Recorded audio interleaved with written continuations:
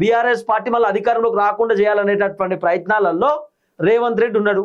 ఆ ప్రయత్నంలో భాగంగానే ఇప్పుడు నియోజకవర్గాలలో పర్యటన చేస్తున్నాడు, జిల్లాలలో పర్యటన చేస్తున్నాడు. కాంగ్రెస్ ప్రభుత్వం పైన జనాలు మళ్ళా పాజిటివ్ రావడానికి రేవంత్ రెడ్డి విశ్వ ప్రయత్నాలు చేస్తున్నాడు. ఇప్పుడు already Revanth Reddy 99 days action plan అని పెట్టిండు, మీకు ఐడియా ఉండే ఉంటుంది. ఈ 99 డేస్ యాక్షన్ ప్లాన్ ఏందట అంటే 99 రోజులలో ప్రజల సమస్యలన్నీ పరిష్కారం చేస్తున్నాడు రేవంత్ రెడ్డి.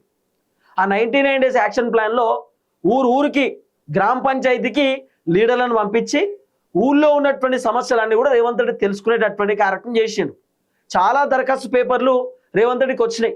ఆ దరఖాస్తులన్నీ రేవంత్ రెడ్డి దగ్గరికి వస్తే రేవంత్ రెడ్డి కాన్స్టిట్యున్సీలకు పోయేటప్పుడు ఇక దాని గురించి మాట్లాడతాడు. మొన్ననే మీ సమస్యలన్నీ నా దగ్గరకు వచ్చినాయి, ఒక 6 నెలల్లో మీ సమస్యలన్నీ పరిష్కారం చేస్తా, 6 నెలల్లో మీకు కావాల్సినటువంటి బెనిఫిట్స్ అన్నీ చేస్తా, 6 నెలల్లో మొత్తం మీ గ్రామాలను అభివృద్ధి చేస్తే ఈ డైలాగులు ఎందుకు రేవంత్ రెడ్డి పదే 6 నెలలు అంటున్నాడు అంటే రేవంత్ రెడ్డికి అధిష్టానం ఇచ్చింది 6 నెలల టైం. 6 నెలల టైం ఇచ్చింది రేవంత్ రెడ్డికి. కాబట్టి రేవంత్ రెడ్డి 6 నెలల్లో అన్ని చేస్తా అంటున్నాడు. 6 నెలల్లో రేవంత్ రెడ్డి పైన ఉన్నటువంటి వ్యతిరేకత ఒడగొట్టుకోకపోతే రేవంత్ రెడ్డి సీఎం పది కథం.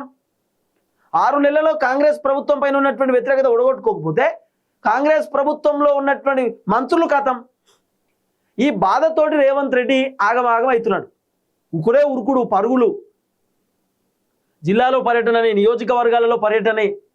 ఇప్పుడు అవసరం అనుకుంటే రేవంత్ రెడ్డి సమస్యలు ఉన్నటువంటి గ్రామాలలో పోతారట, గ్రామాలలో పోయి జనాల పరిస్థితి తెలుసుకుంటాడట.